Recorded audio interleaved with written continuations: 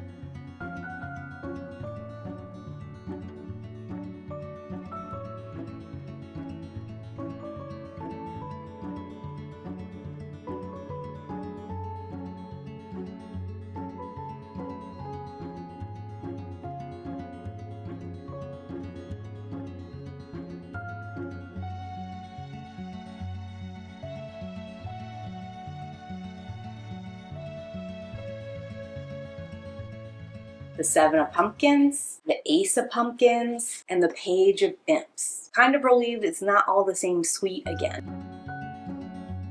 As a Halloween deck, all of these cards are themed, and pumpkins are going to replace the traditional Pentacles suite, as Pentacles are usually about the physical world and often connect to like a garden growing kind of theme. This is like the scarecrow tending his garden. Like, all gardening is done in a very slow, careful, methodical kind of way. It takes a long time to grow pumpkins and get this kind of harvest. The scarecrow might be sitting back and enjoying his success. Like, he's done a lot of prep work and daily activity every day to get to this point. It's really about careful planning and commitment over time, leading to the sort of cultivation of growth that we see here. Obviously, when you grab this card in the tarot deck, you're talking about plans coming together, a successful culmination, a lot of material gain falling your way. As far as how this card applies to Penny Dreadful, I would actually think of this as Dr. Frankenstein's success with Proteus, because it looks like he's had this lab set up for a while. He's been living a very meager lifestyle, kind of like taking various body parts as this autopsy coroner kind of guy, slowly applying electricity over time, and like this gentle revival has finally rewarded him with a human being who seems to both be able to speak and comprehend and perhaps even recall some of his past life, but is also like they're willing to learn and kind of like embrace his new life. And in particular, part of what I like about applying Proteus's existence to this card is how we sort of come full circle. We just start to settle in on the idea that Proteus is the first, as his name implies, and this is the monster that Dr. Frankenstein reanimated. When we literally see this guy get ripped in two at the end of the episode, and the original creature monster comes forward to claim his father's attention. Even though we're seeing like a culmination of his successful harvest and plans in this particular card, I can see how it applies to the first guy too, where like the chickens have come home to roost. That particular plan and setup was a little bit impetuous. That's part of what he learned when he was creating Proteus's setup for reanimation. He also just abandoned this guy without ever like checking up on him or figuring out what was going on or a larger context for him. So obviously he would hunt him down and you would be receiving the fruits of that labor as well. Another setup and payoff we get in this particular episode has to do with Ethan Chandler. In episode 1, he pulls a card for himself and it's the Lovers. We might have assumed that that particular Lovers card was going to be between him and Vanessa Ives, because Vanessa is really like the only main character we have here who's female. But we introduce Brona here and we start getting this chemistry and development between Ethan and Brona, and it's through their love, his care for her, their like budding relationship and chemistry that actually like pulls him back into the fold and into this sort of like conspiracy hunting down monsters, because he was more than happy to leave that life behind to say this isn't for me. When he learns just how sick Brona is and how incapable she is to like take care of herself in these last days, he takes it upon himself to kind of like be the good Samaritan and figure out where to go from here.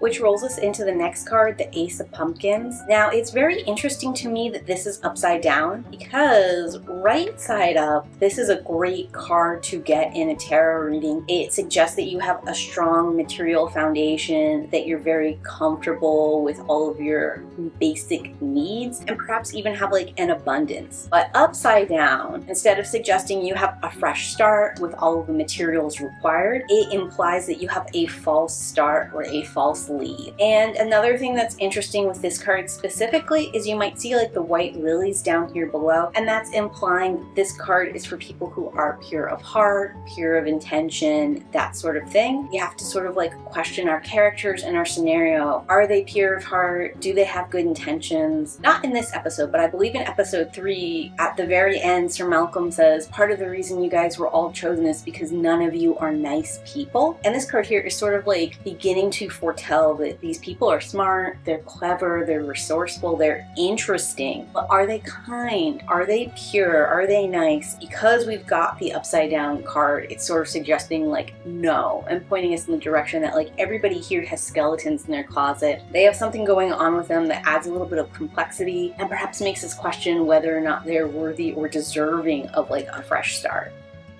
As far as the show specifically, this false start I think goes perfectly with the titular seance here in episode 2. It false starts us on several levels, because first we start with Madame Collie coming in to like lead the seance, and I'm wondering like, is she faking it? Is this a performative thing for her? Is she the real deal? She starts to put on this performance, this show, like really setting the tone by lowering the lights, talking in these various voices, adding candles, all that kind of thing, and then she says that there is another here, and that's when we for surezies turn over to Vanessa Ives and see that she's been taken over by something, which seems entirely unexpected by Madame Collie, suggesting that it's either really genuine or that Vanessa Ives is one hell of an actor. And we do have to wonder a little bit about whether or not she's possessed, or whether or not she's using this as an opportunity to sort of like jab at Sir Malcolm. Certainly the Victorian era has a lot of repression involved, and there's been a lot of blame and like forcing Vanessa into a very specific role, even this early into the episodes. Like, she is a more collected woman who's allowed to do more things than maybe we would assume in Victorian times. But Sir Malcolm has definitely been still trying to use her as some kind of lure, telling her to like unbutton the top button to attract male attention and perhaps get them to join the company, or the way he continually leaves dealing with Ethan Chandler to Vanessa Ives. He thinks like the woman's touch or her natural intuition is what's going to win them the day, and not necessarily his like own bravado or ability. And on top of all of that, like when you watch the seance scene for the first time, if you look at it at face value and assume that Vanessa Ives has been possessed, and this is some kind of creature or evil or force speaking through her, we kind of have to ask to like, what end? Like, you know, these kinds of trickster evil things by nature are very wily. So if they are giving you information, if they're pointing you in a certain way, if they are leading you by the nose, the way it seems that this creature is, it has to be for their own ends. There has to be a trick or a taunt in there somewhere. Again, leading me back to that false start, thinking that we have all the pieces we need, we know what's going on, and we can go from being the prey into the hunter again. The seance in specific is where we first mention Amunet, tie Amunet to Vanessa Ives, but I am highly uncertain that that is actually a valid interpretation of what's going on or understanding of how things are going, because the possessed Vanessa Ives says that she is not Amunet. She's something much older and more dangerous, but we never like really address that, and from now on we always assume it's Amunet. And it makes me wonder, is it Amunet? Is she giving that false start, the extra bravado bravado, sort of saying that she's more dangerous than she is? Or was the possessed force being honest and is not Amunet, and all these assumptions that we're making is inaccurate? Again, we have all of these different pieces, and it feels like they're coming together to form a very clear puzzle and direction for our team. But at the same time, there's a level of deception, there's this implication of danger and betrayal, and there is too like this question of worthiness. Are these people good enough that they can resist vampires? It seems like the vampires are calling to Vanessa all the time, and can she resist this darkness? Which leads us into the page of imps. We can see that she's got this steady torch-like flame, again reflecting that imps was originally the court of wands, which is associated with fire. And we have the page here staring up at the fire, sort of reflecting that, looking internally for insight and sort of meditation, while it seems like she might be being guided by both the cat and like the devil on your shoulder as it is. It seems like perhaps she's seeking some kind of inspiration, or she's looking to use this torch perhaps to lead these people instead of being led by them. Traditionally, this card symbolizes the entrance of creative and energetic woman, eager to contribute to the world around her. She is impulsive and enthusiastic. Sometimes she bears a message.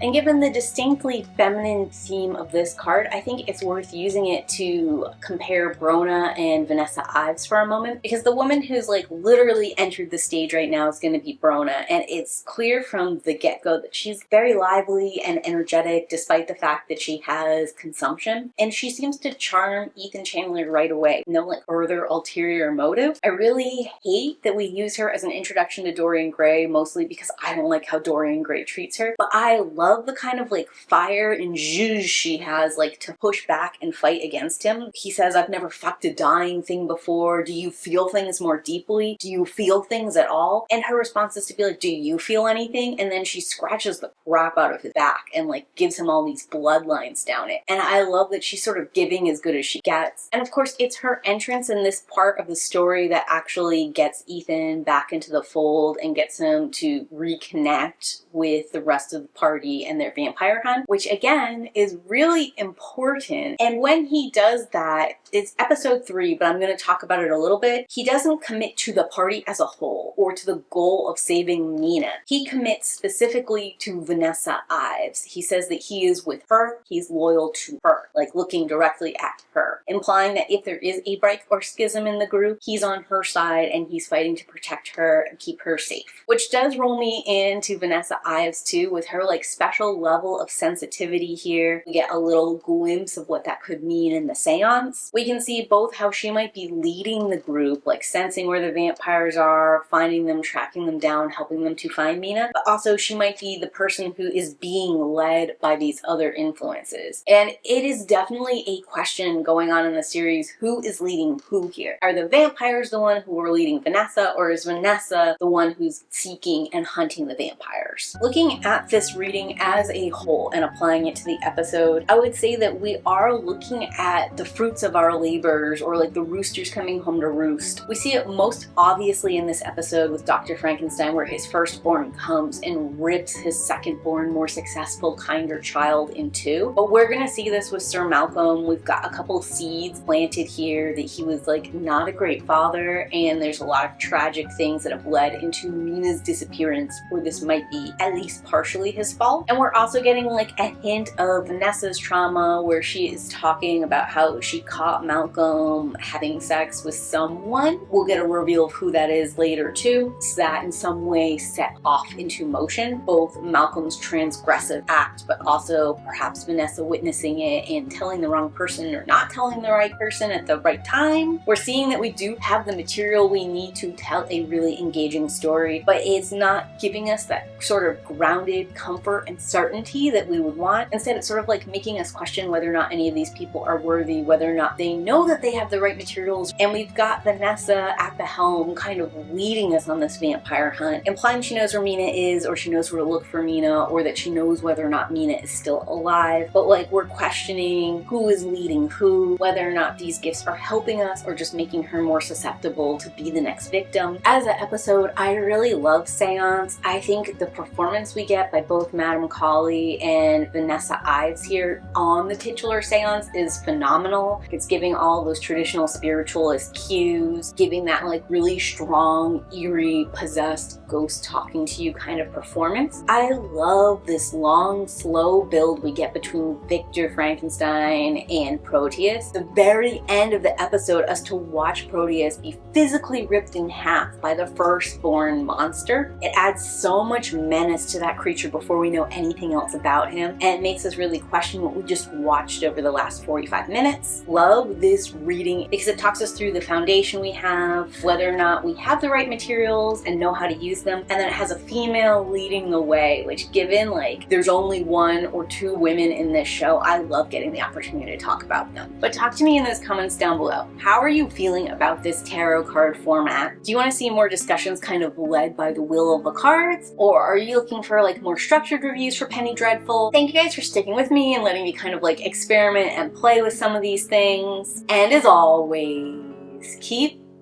reading.